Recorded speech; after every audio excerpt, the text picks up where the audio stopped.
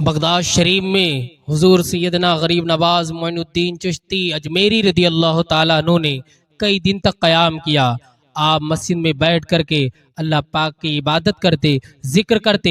ابھی آپ کے ہاتھ پر کوئی شخص بھی بیعت نہیں ہوا تھا، ابھی آپ کا کوئی بھی مرید نہیں تھا۔ آپ مسجد میں بیٹھ کر کے اللہ پاک سے راز و نیاز کی باتیں کر رہے تھے۔ آپ لوگوں کے درمیان اتنی محبت آپ نے پیدا فرما دی تھی کہ لوگوں کا جم غفیر آپ کے پاس رہا کرتا تھا۔ ایک دن آپ نماز ظہر کے بعد بیٹھے ہوئے تھے، اللہ کا ذکر کر رہے تھے، اتنے میں ایک نوجوان آتا ہے اور نوجوان آنے کے بعد دو زانو ہو کر کے بیٹھ جاتا ہے۔ جب حضور سیدنا غریب نواز رضی اللہ تعالیٰ عنہ نے اس نوجوان کو دیکھا اور نوجوان کو دیکھنے کے بعد آپ نے فرمایا، اے نوجوان تو کیوں آیا ہے؟ تو انہوں نے عرض کی، حضور میں اس لیے آیا ہوں، میں آپ سے مرید ہونا چاہتا ہوں۔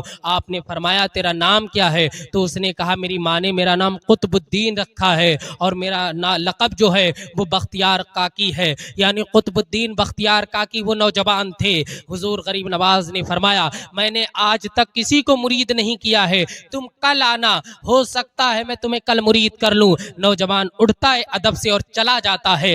غوث اعظم کے یہ لاڈلے ہیں غریب نواز۔ غریب نواز نے نماز عصر پڑھی، مغرب پڑھی، عشاء پڑھی اور عشاء کے بعد آپ سو جاتے ہیں۔ جب آپ سوتے ہیں تو آپ کے خواب میں جناب محمد رسول اللہ تشریف لاتے ہیں۔ میرے آقا نے ارشاد فرمایا، معین الدین ہمارے بھیجے ہوئے غلام قطب الدین بختیار کاکی کو تم نے اپنا مرید کیوں نہیں کیا ہے؟ اللہ اکبر۔ جب غریب نواز نے اتنا سنا، حضور آپ نے بھیجا تھا؟ کہا ہاں ہم نے بھیجا تھا، تمہیں مرید کر لینا چاہیے تھا، تم نے کل پہ کیوں ڈال دیا؟ تو آپ نے فرمایا میرے آقا میں نے ابھی تک کسی کو مرید نہیں کیا تھا، مجھے یہ خبر نہیں تھی کہ آپ کا حکم ہے، تب وہ نوجوان آیا ہے قطب الدین بختیار کاکی۔ میرے آقا صبح فجر کے بعد فوراً میں اسے مرید کروں گا، جب آپ کا حکم ہے تو میرے آقا کوئی چونو چرا نہیں کر سکتا ہے۔ آپ کا حکم وہ ہے کہ آپ اگر دن کو رات کہہ دیں تو اللہ پاک رات کو دن بنا دے گا، اس لیے کہ خدا کی رضا چاہتے ہیں دو عالم، خدا چاہتا ہے رضا محمد۔ میرے آقا کل میں اسے مرید ضرور فرماؤں گا۔ جب فجر کی نماز پڑھنے کے بعد صبح کی سفیدی پھیلی، آپ نے کہا کہ قطب الدین بختیار کاکی کو بلا کر کے لایا جائے۔ جب حضرت قطب الدین بختیار کاکی آئے ہیں اور آپ کی بارگاہ میں بیٹھے، آپ نے فرمایا نوجوان تجھے بتانا چاہیے تھا کہ محمد عربی نے تجھے بھیجا ہے۔ تو وہ دست بستہ کھڑے ہو جاتے۔ میرے آقا مرشد کے سامنے زیادہ بولنے کی جرت نہیں ہو رہی تھی۔ آپ نے انہیں اپنے دست پاک پر بیعت کیا، اپنا پہلا مرید اور خلیفہ بنایا ہے، اور بنانے کے بعد اعلان کر دیا کہ یہ وہ میرا مرید ہے کہ جسے مصطفیٰ جان رحمت نے مرید ہونے کے لیے میرے پاس بھیجا ہے۔ اللہ اکبر۔ یہ شان ہے مصطفیٰ جان رحمت کے غلاموں کی۔ آپ دیکھیں کہ مرید بننے کے لیے بھی مصطفیٰ کہہ رہے ہیں اور مرید بنانے کے لیے بھی مصطفیٰ کہہ رہے ہیں۔ اللہ اکبر۔ نہ مرشد کا جواب ہے نہ مرید کا جواب ہے۔ آج کیسے مرید ہیں؟ آج دنیا میں آپ دیکھیں جو مرید ہوتا ہے وہ بھی یہ چاہتا ہے کہ مجھے ایسا پیر ملے نہ تو مجھے شراب سے روکے، نہ مجھے زنا سے روکے، نہ مجھے نماز کی دعوت دے، نہ مجھے گناہ سے روکے، یعنی مرشد کو کوئی کام نہ ہو۔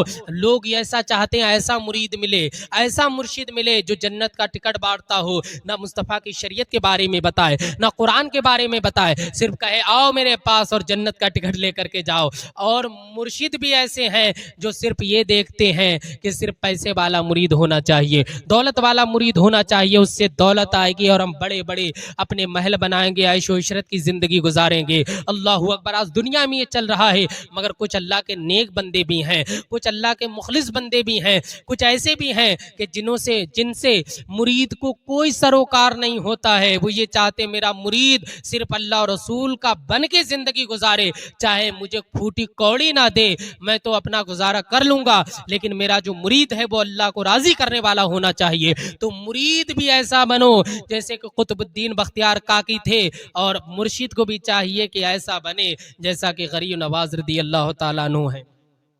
ظاہر سی بات ہے قطعاً ویسا نہیں ہو سکتے ہیں ہم، لیکن ان کے جیسا بننے کی کوشش تو کر سکتے ہیں۔